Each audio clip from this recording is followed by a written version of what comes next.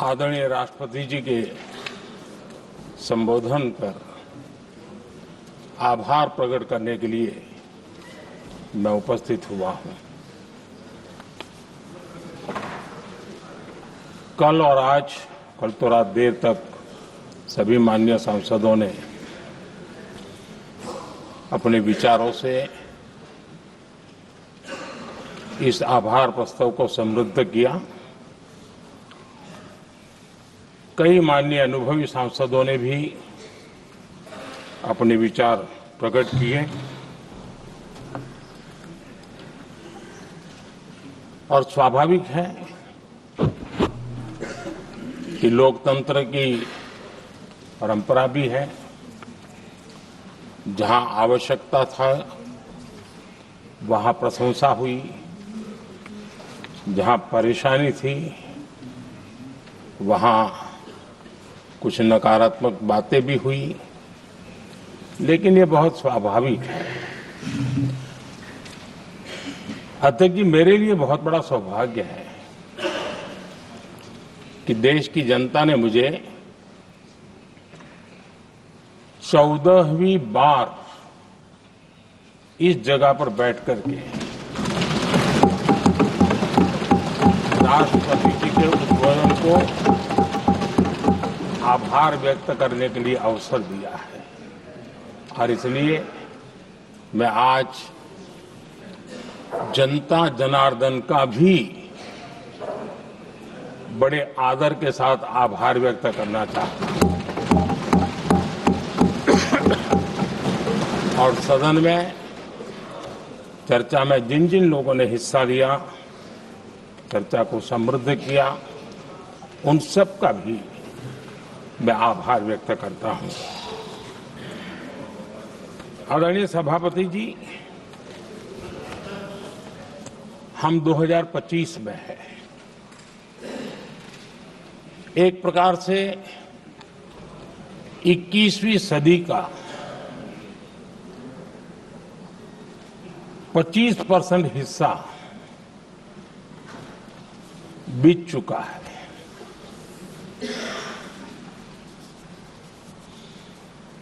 समय तय करेगा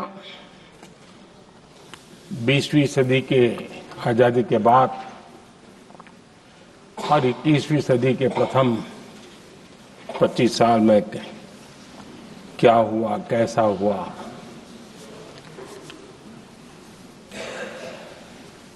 लेकिन इस राष्ट्रपति जी के संबोधन में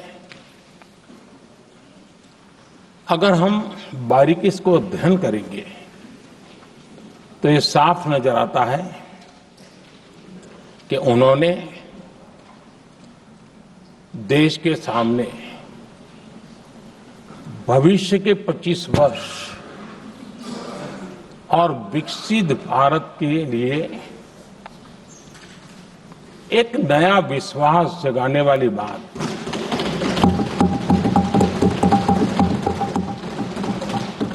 एक प्रकार से आदरणीय राष्ट्रपति जी का ये उद्बोधन विकसित भारत के संकल्प को मजबूती देने वाला है, नया विश्वास पैदा करने वाला है और जन सामान्य को प्रेरित करने वाला है। आदरणीय सभापति जी, सारे अध्ययन बार बार ये कह चुके हैं कि गत 10 वर्ष में देश की जनता ने हमें सेवा करने का मौका दिया। 25 करोड़ देशवासी गरीबी को परास्त करके गरीबी से बाहर निकले।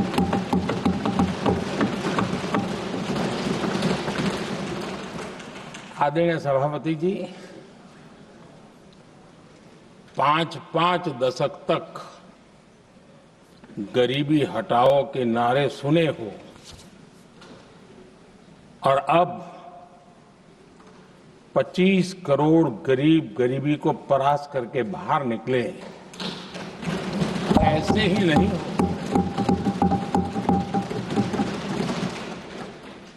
योजनाबद्ध तरीके से, समर्पित भाव से, अपनेपन की पूरी संवेदनशीलता के साथ जब गरीबों के लिए जीवन खपाते हैं ना, तब ये होता है। आदरणीय सभापति जी, जब जमीन से जुड़े लोग जमीन की सच्चाई को जानते हुए जमीन पर जीवन खपाते हैं, तब जमीन पर बदलाव निश्चित होके रहता है।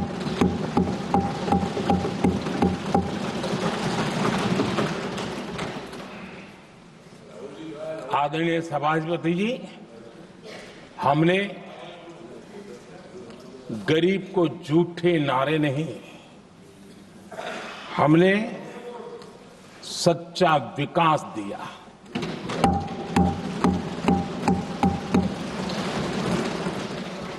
गरीब का दुख,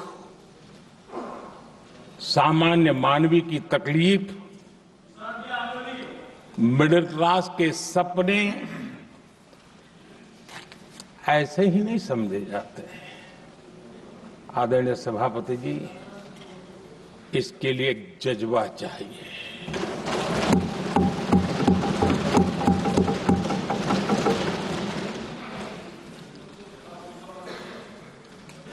और मुझे दुख के साथ कहना है कि कुछ लोगों में ये है ही नहीं।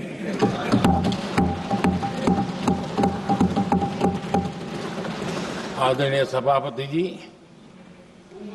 बारिश के दिनों में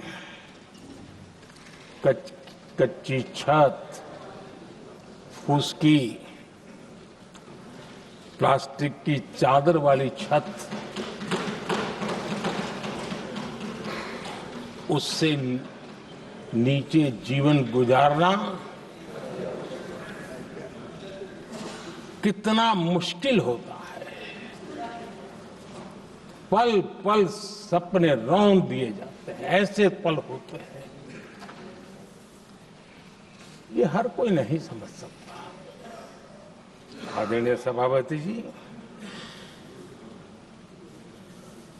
अब तक गरीबों को 4 करोड़ घर मिले हैं।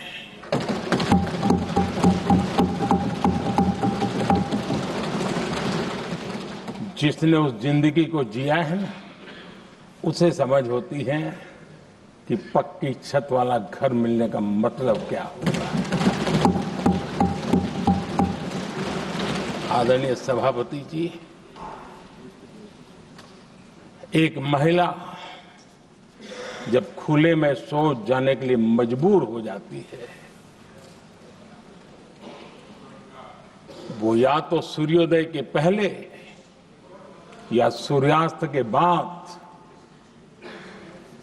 कठिनाइयों के झेलने के बाद इस छोटा सा अपना नित्य कर्म करने के लिए निकल सकती है। तब उसे क्या तकलीफ होती थी, ऐसे लोग समझ नहीं सकते। आदरणीय सभापति जी, हमने 12 करोड़ से ज्यादा शौचालय बनाकर बहनों बेटियों की मुश्किलें दूर की।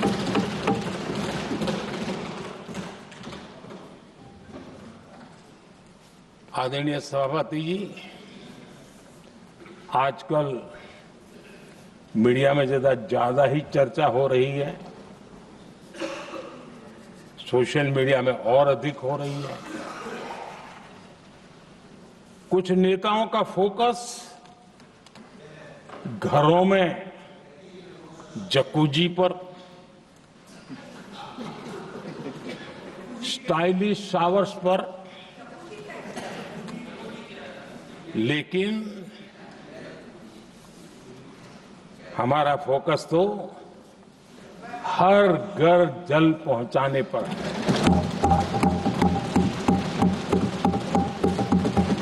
आजादी के 75 साल के बाद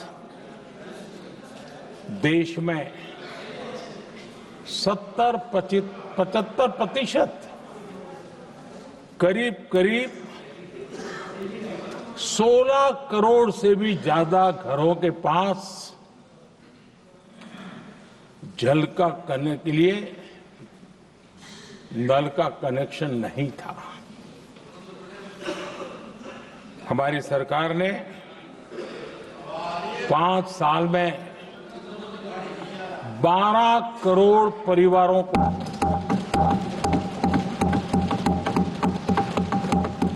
घरों में नल से जल देने का काम किया है और काम तेजी से आगे भी बढ़ रहा है। आदरणीय सभापति जी, हमने गरीबों के लिए इतना काम किया और इसके कारण आदरणीय राष्ट्रपति जी ने अपने अभिभाषण में इसका विस्तार से वर्णन किया है। जो लोग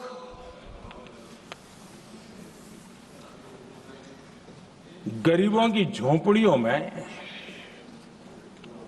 फोटो सेशन कराकर अपना मनोरंजन करते रहते हैं, उन्हें संसद में गरीबों की बात बोरिंग ही लगेगी।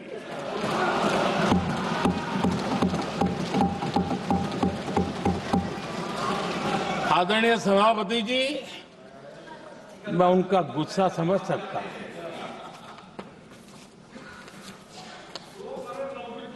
आदरणीय सभापति जी,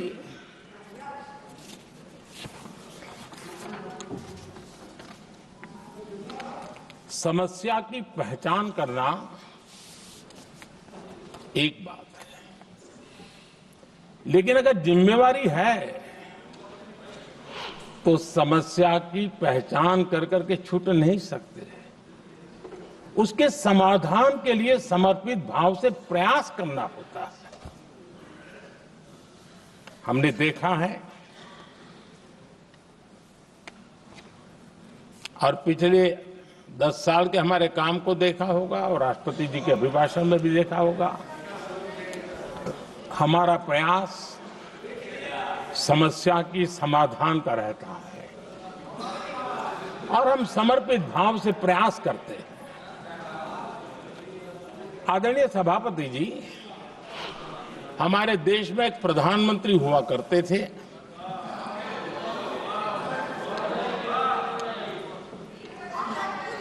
उनको मिस्टर क्लीन करने कहने की एक फैशन हो गई थी। उस प्रधानमंत्री जी को मिस्टर क्लीन कहने की फैशन हो गई थी। उन्होंने एक समस्या को पहचाना था और उन्होंने कहा था कि दिल्ली से 1 रुपया निकलता है तो गांव में 15 पैसा पहुंचता है। अब उस समय तो पंचायत से लेकर पार्लियामेंट तक एक ही पार्टी का राज था। पंचायत से पार्लियामेंट तक एक ही पार्टी का राज था और उस समय उन्होंने सार्वजनिक रूप से कहा था कि 1 रुपया निकलता है 15 पैसा पहुंचता है। बहुत गजब की हाथ सफाई थी।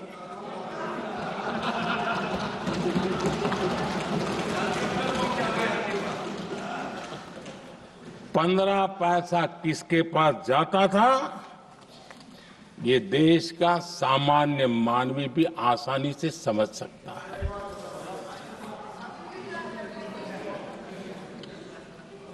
आदरणीय सभापति जी, देश ने हमें अवसर दिया, हमने समाधान खोजने का प्रयास किया।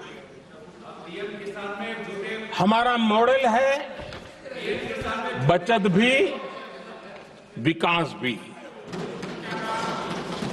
जनता का पैसा जनता के लिए। हमने जनधन, आधार, मोबाइल की जेम ट्रिनिटी बनाई और डीबीटी से डायरेक्ट बेनिफिट ट्रांसफर ये देना शुरू किया। आदरणीय सभापति जी, हमारे कार्यकाल में हमने 40 लाख करोड़ रुपया सीधा जनता जनार्दन के खाते में जमा किया। आदरणीय सभापति जी, इस देश का दुर्भाग्य देखिए, सरकारें कैसी चलाई गई, किसके लिए चलाई गई।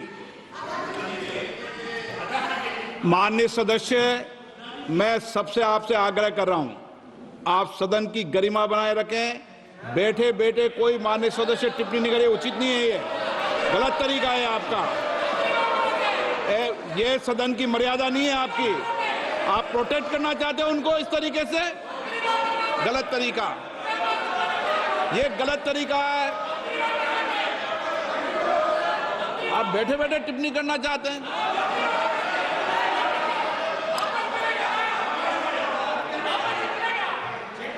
आदरणीय सभापति जी,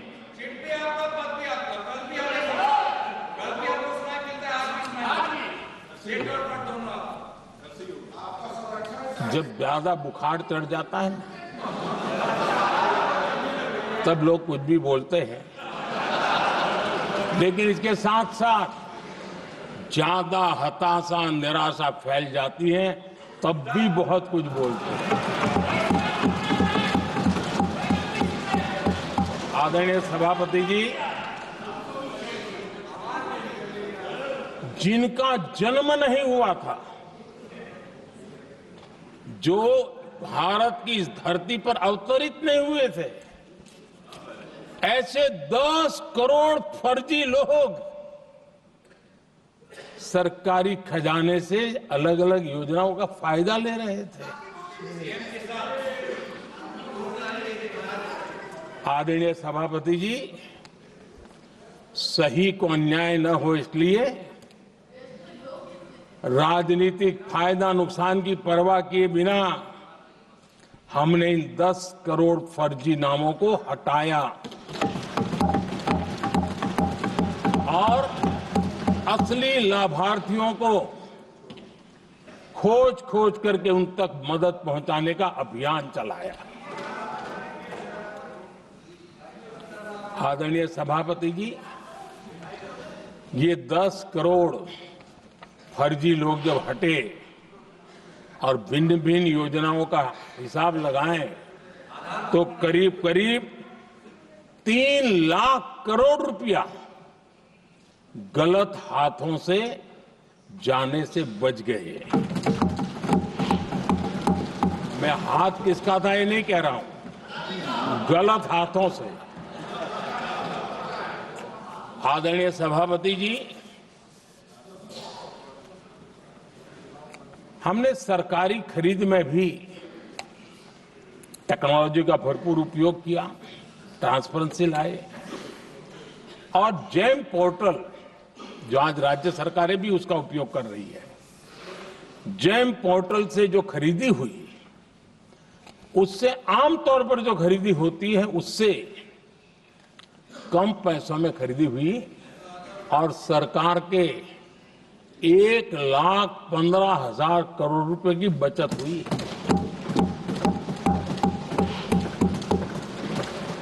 आदरणीय सभापति जी, हमारी स्वच्छता अभियान का बहुत मजाक उड़ाया गया, ऐसा जैसे हमने कोई पाप कर दिया, कोई गलती कर दी, न जाने क्या क्या कहा जाता था। लेकिन आज मुझे संतोष से कहना है कि इन सफाई के कारण हाल के वर्षों में सिर्फ सरकारी दफ्तरों से जो कबाड़ बेचा गया ना, उसमें 2300 करोड़ रुपया सरकार को मिले हैं। महात्मा गांधी ट्रस्टीशिप के सिद्धांत की बात करते थे। वो कहते थे कि हम ट्रस्टी हैं, ये संपत्ति जनता जनार्दन की है और इसलिए हम पाई पाई को एक ट्रस्टीशिप के सिद्धांत के आधार पर बचाने की और सही जगह पे उपयोग करने का प्रयास करते हैं। और तब जाकर के स्वच्छता अभियान से कबाड़ बेचकर 2300 करोड़ रुपया देश की सरकार के खजाने में आ रहा है।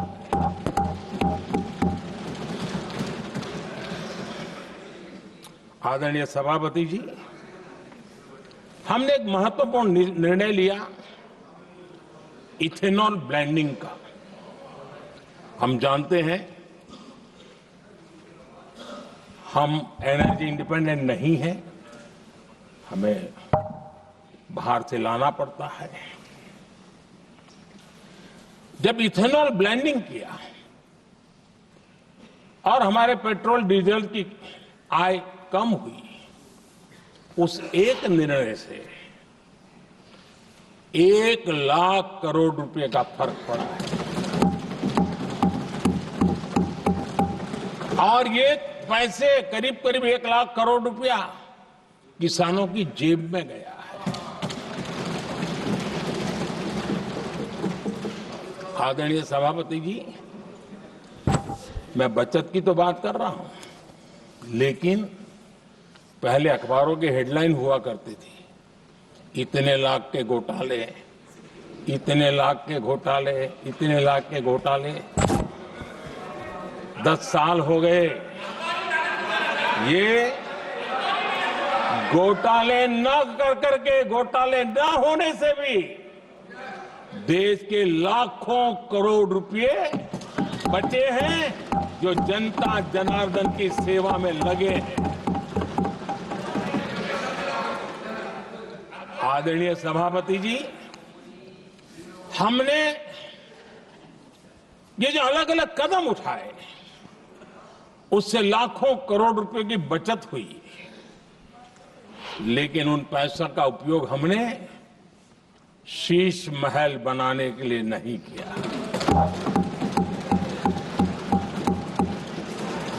इसका उपयोग हमने देश बनाने के लिए किया है। इंफ्रास्ट्रक्चर का बजट 10 साल पहले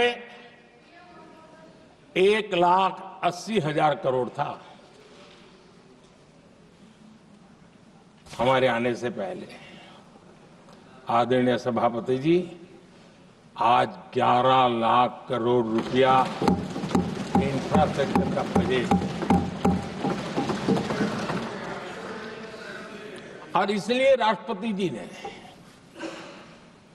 भारत की नींव कैसी मजबूत हो रही है, इसका वर्णन इसमें किया है। रोड हो, हाईवे हो, रेलवे हो, ग्राम सड़क हो, इन सभी कामों के लिए विकास की एक मजबूत नींव रखी गई है। आदरणीय सभापति जी, सरकारी खजाने में बचत हुई वो तो एक बात है, और वो करना भी चाहिए, जैसा मैंने ट्रस्टीशिप की बात कही, लेकिन हमने इस बात पर भी ध्यान रखा है कि जन सामान्य के उनको भी बचत का लाभ मिलना चाहिए। योजनाएं ऐसी हो ताकि जनता को भी बचत हो। और आपने देखा होगा, आयुष्मान भारत योजना बीमारी के कारण सामान्य मानवी को जो खर्च होता था, अब तक जिन लोगों ने इसका बेनिफिट लिया है, उसी के हिसाब से मैं कहता हूं कि करीब करीब देशवासियों का आयुष्मान योजना का बेनिफिट लेते के कारण जो खर्चा उनको अपने जेब से करना पड़ता, वैसे 1,20,000 करोड़ रुपया जनता जनार्दन के बचे हैं।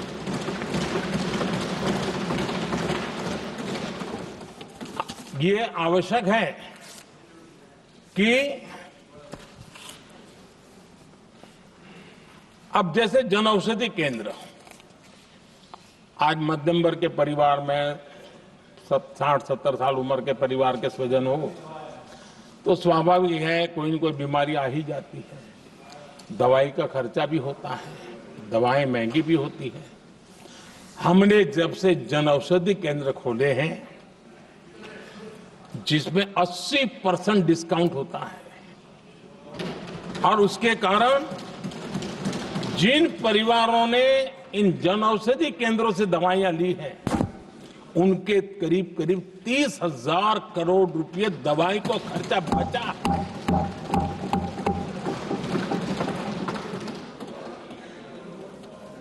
आदरणीय अध्यक्ष जी, यूनिसेफ का भी अनुमान है, उनका कहना है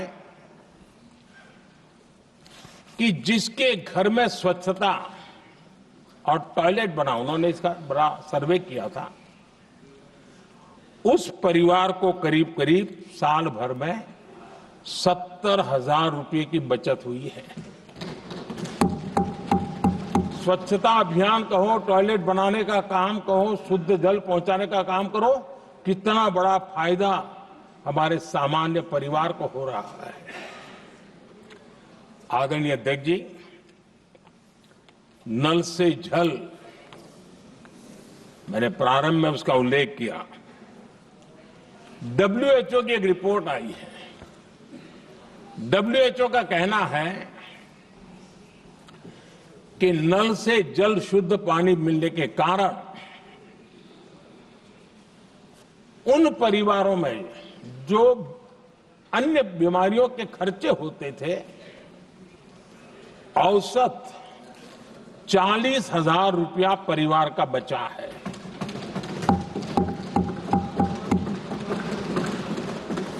मैं ज्यादा गिन नहीं रहा हूं, लेकिन ऐसी अनेक योजना है जिन योजनाओं ने सामान्य मानवीय के खर्च में बचत की है। आदरणीय सभापति जी, करोड़ों देशवासियों को मुफ्त अनाज, उसके भी उस परिवार के हजारों रुपये बचते हैं। PM सूर्यघर मुफ्त बिजली योजना, जहां जहां ये योजना लागू हुई है, इन परिवारों को औसतन साल भर के 25 से 30,000 रुपये बिजली की बचत हो, पैसों में बचत हो रही है, खर्च में बचत हो रही है। और अगर ज्यादा बिजली है तो बेच करके कमाई कर रहा है वो अलग, यानी सामान्य मानवीय की बचत भी। हमने LED बल्ब का एक अभियान चलाया था। आपको मालूम है कि हमारे आने से पहले LED बल्ब 400 रुपये में बिकते थे। हमने इतना अभियान चलाया, उसकी कीमत 40 रुपया हो गई, और LED बल्ब के कारण बिजली की भी बचत हुई और उजाला भी ज्यादा मिला, और उसमें देशवासियों के करीब 20,000 करोड़ रुपए बचे हैं। आदरणीय सभापति जी, जिन किसानों ने सॉइल हेल्थ कार्ड का वैज्ञानिक तरीके से उपयोग किया है, उनको बहुत फायदा हुआ है, और ऐसे किसानों को प्रति एकड़ 30,000 रुपए की बचत हुई है। आदरणीय अध्यक्ष जी, बीते 10 साल में इनकम टैक्स को कम करके भी हमने मिडिल क्लास की बचत को बढ़ाने का काम किया है। आदरणीय अध्यक्ष जी, 2014 के पहले ऐसे बम गोले फेंके गए, बंदूक की ऐसी गोलियां चलाई गई कि देशवासियों का जीवन छलनी कर दिया गया था। हमने धीरे धीरे उन गांवों को भरते भरते आगे बढ़े। 2 लाख करोड़ रुपया 2 लाख रुपया 2013-14 में 2 लाख रुपये, सिर्फ 2 लाख रुपये उस पर इनकम टैक्स माफी थी। और आज 12 लाख रुपये संपूर्ण रूप से इनकम टैक्स से मुक्ति। और हमने बीच के कालखंड में भी 14 में भी, 17 में भी, 19 में भी, 23 में भी हम लगातार ये करते आए, घाव भरते गए और आज बैंडेज बाकी था वो भी कर लिया। स्टैंडर्ड डिडक्शन उसके अगर 75,000 जोड़ दें तो 1 अप्रैल के बाद देश में जो सैलरीड क्लास हैं उनके 13.25 लाख रुपए तक कोई इनकम टैक्स नहीं देना पड़ेगा।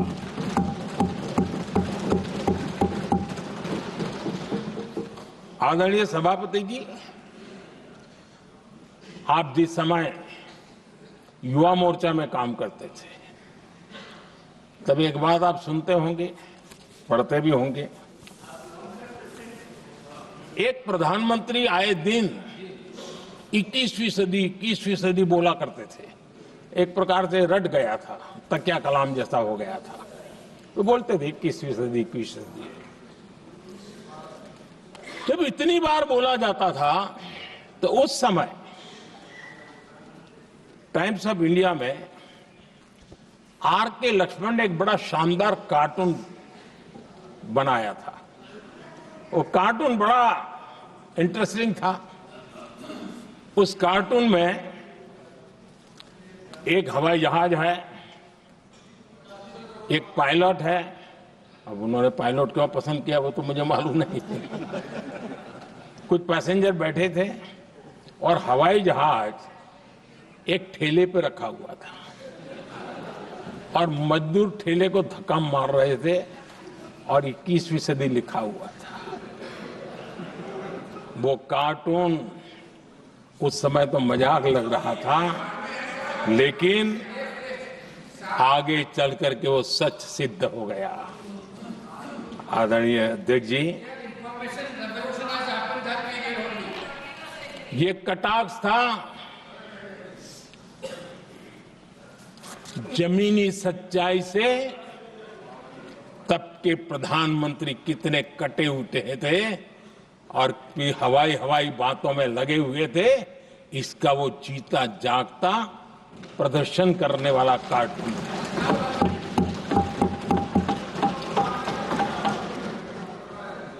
आदरणीय अध्यक्ष जी, जिन्होंने तब 21वीं सदी की बातें की थी, वो 20वीं सदी की जरूरतों को भी पूरा कर नहीं पाए थे। आदरणीय अध्यक्ष जी, आज जब मैं देखता हूं, पिछले 10 साल से सारी बीतों को बारीकी से देखने का अवसर मिला है, तो मुझे बड़ा दर्द होता है। हम 40-50 साल लेट हैं, जो काम 40-50 साल पहले हो जाने चाहिए थे। और इसलिए ये साल जब 2014 से देश की जनता ने हमको सेवा का अवसर दिया, हमने ज्यादा से ज्यादा युवाओं पर फोकस किया। हमें युवाओं की आकांक्षाओं पर बल दिया। हमने युवाओं के लिए ज्यादा अवसर बनाए। हमने कई क्षेत्रों को खोल दिया और जिसके कारण हम देख रहे हैं देश के युवा अपने सामर्थ्य का परचम लहरा रहे हैं। देश में हमने स्पेस सेक्टर को खोल दिया, डिफेंस सेक्टर को खोला, सेमीकंडक्टर मिशन लेकर के आए, इनोवेशन को बढ़ावा देने के लिए अनेक नई योजनाओं को हमने आकार दिया। स्टार्टअप इंडिया इकोसिस्टम पूरा डेवलप किया और इस बजट में भी आदरणीय अध्यक्ष जी एक बहुत महत्वपूर्ण निर्णय हुआ है। 12 लाख की आय पर इनकम टैक्स की माफी, ये समाचार इतना बड़ा बन गया कि बहुत सी महत्वपूर्ण चीजों पर अभी भी कुछ लोगों का ध्यान नहीं गया है। वो महत्वपूर्ण निर्णय हुआ है, हमने न्यूक्लियर एनर्जी सेक्टर को ओपन कर दिया और इसके दूरगामी सकारात्मक प्रभाव और परिणाम देश को देखने के लिए मिलने वाले हैं। आदरणीय अध्यक्ष जी, AI, 3D printing, robotics, virtual reality की चर्चा हम तो गेमिंग का भी महात्मा क्या होता है इसके लिए भी प्रयास करने वाले लोगों में से। मैंने देश के नौजवानों से कहा है कि दुनिया का गेमिंग क्रिएशन का, क्रिएटिविटी वर्ल्ड का कैपिटल भारत क्यों न बने। और मैं देख रहा हूं बहुत तेजी से हमारे लोग काम कर रहे हैं।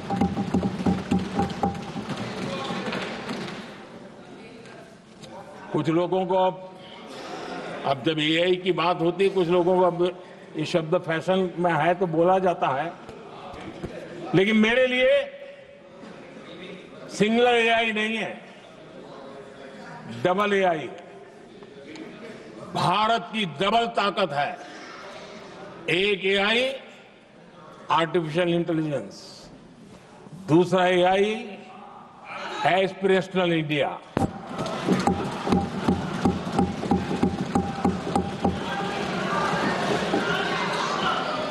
हमने स्कूलों में 10,000 टिंकरिंग लैब्स शुरू किए और आज उन टिंकरिंग लैब से निकले बच्चे रोबोटिक्स बना करके लोगों को चकित कर रहे हैं। और इस बजट में 50,000 नए टिंकरिंग लैब्स उसका प्रावधान किया गया। भारत वो देश है जिसके इंडिया एआई मिशन को लेकर के पूरी दुनिया बहुत आशावादी है और विश्व के एआई प्लेटफॉर्म में भारत की मौजूदगी एक महत्वपूर्ण स्थान प्राप्त कर चुकी है। आदरणीय अध्यक्ष जी, इस साल बजट में हमने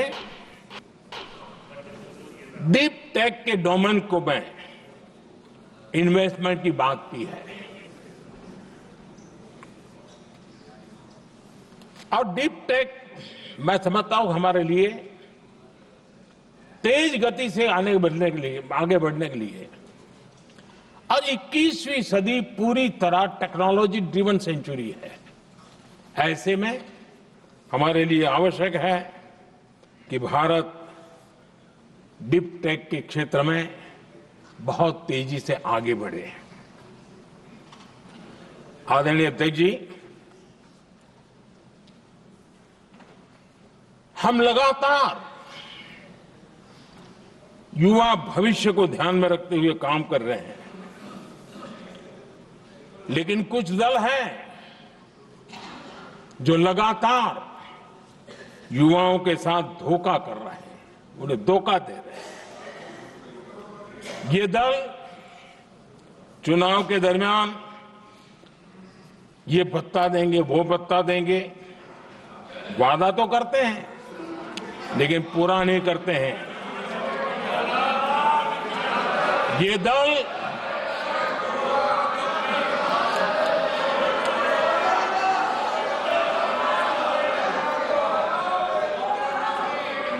प्लीज माननीय सदस्य गरिमा प्रतिष्ठा बनाए रखें। भारत की संसद में आप प्लीज बैठे बैठे टिप्पणी नहीं करें, और नए माननीय सदस्य बैठे बैठे टिप्पणी कर रहे हैं। आदरणीय अध्यक्ष जी, ये दल युवाओं के भविष्य पर आपदा बनकर गिरे हुए हैं।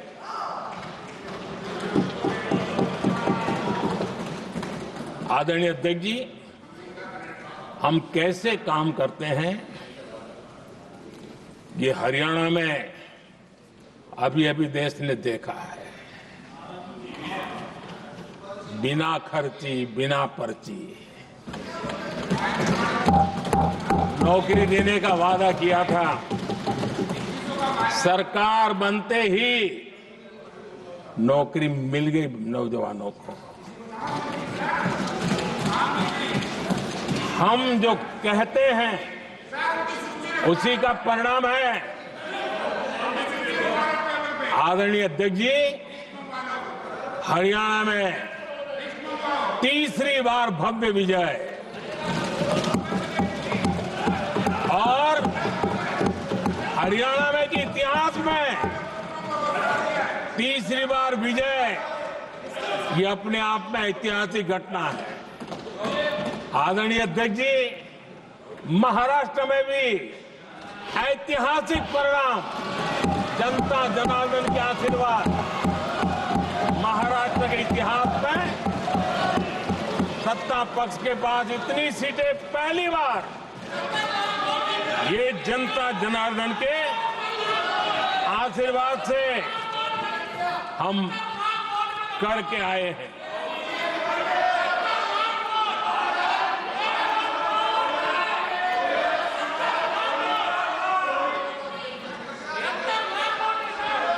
कुछ समझते हैं आदरणीय चीजों को? अध्यक्ष जी, कल जवाब दिया था ना आपको।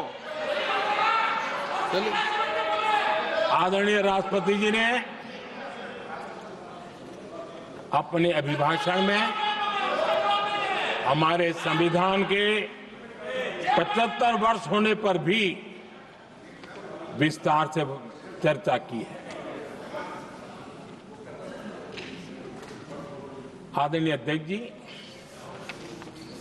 संविधान में जो धाराएं हैं उसके साथ साथ संविधान का एक स्पिरिट भी है, और संविधान को मजबूती देने के लिए संविधान की भावना को जीना पड़ता है। और मैं आज उदाहरणों के साथ बताना चाहता हूं। हम वो लोग हैं जो संविधान को जीते हैं।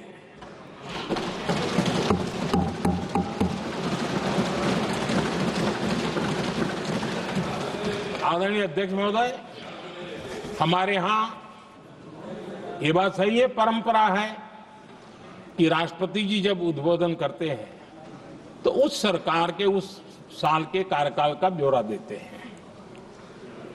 उसी प्रकार से राज्यों में गवर्नर का जो उद्बोधन होता है सदन में, वो उस राज्य के कार्यकलापों का ब्यौरा देते हैं।